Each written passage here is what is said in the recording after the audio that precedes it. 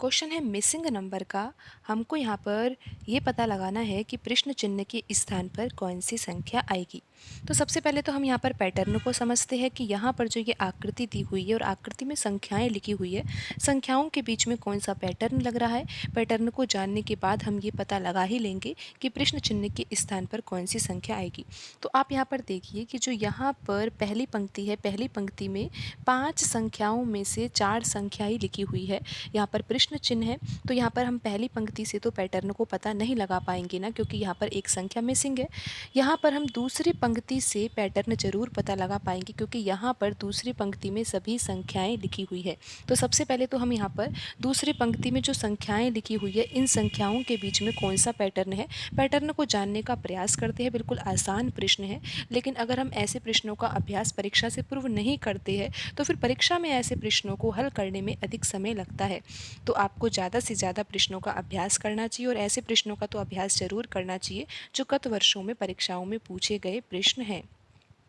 तो यहाँ पर आप देख सकते हो कि जो ये दूसरी पंक्ति है, दूसरी पंक्ति में सभी संख्याएं लिखी हुई है। यहाँ पर क्वेश्चन मार्क नहीं है दूसरी पंक्ति में, तो इसी पंक्ति से हमें पैटर्न को पता लगाना होगा।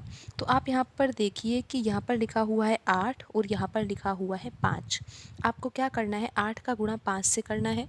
8 गुणा 5 करोगे तो 40 आ जाएगा। अब आपको क्या करना है, 3 का गुणा 4 से करना है। 3 गुणा 4 करेंगे तो 12 आएगा, और 40 में 12 जोड़ेंगे तो 52 आ जाएगा। इस तरह से यहाँ पर प्रश्न हल होगा। एक बार आप फिर से समझ लीजिए, क्योंकि फिर अगर पैटर्न समझ में नहीं आएगा तो फिर आंसर भी नहीं निकल पाएगा आपसे। तो यहाँ पर आप देखिए कि यहाँ पर 8 है और यहाँ पर 5 है। 8 का गुणा 5 से करेंगे 40 आएगा, और यहाँ पर 3 का गुणा 4 से करेंगे तो 12 आएगा, और 40 में 12 जोड़ेंगे तो 52 आ जाएगा। तो पैटर्न बिल्कुल आसान है। अब हम यहाँ पर पहली पंक्ति में इसी पैटर्न को लगाते हैं और ये पता लगाते हैं कि प्रश्न चिन्ह के स्थान पर कौन सी संख्या आएगी। तरीका क्या है आपको पता है, करना क्या है इसमें, 7 का गुणा 3 से करना है तो कितना आएगा, 21 आएगा। अब हमें यहाँ पर आवश्यकता किसकी है, 31 की आवश्यकता है, यानी कि यहाँ बराबर में 31 आना चाहिए। तो यहाँ पर हमें 4 के साथ किस संख्या का गुणा करना होगा।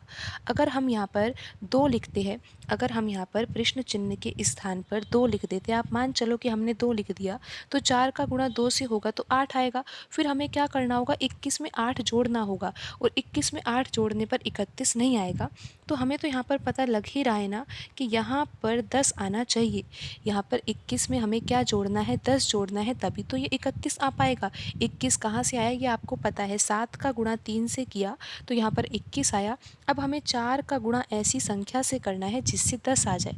तो यहाँ पर अब आपको पता है, अगर हम यहाँ पर 2 लिखते हैं तो 8 आता है, 3 लिखते हैं तो 12 आता है। तो हमें लिखना होगा यहाँ पर 2.5। बिल्कुल यहाँ पर हमें 2.5 लिखना होगा। 2.5 का गुणा हम 4 से करेंगे तो 10 आ जाएगा, और 21 में 10 जोड़ने पर 31 आ जाएगा। आप एक बार फिर से समझ लीजिए यहाँ पर करना क्या है। यहाँ पर ये 7 है, 7 का गुणा हम 3 से करेंगे तो 21 आ जाएगा। अब 21 में हमें कुछ संख्या जोड़नी है जिससे कि क्या आ जाए, 31 आ जाए।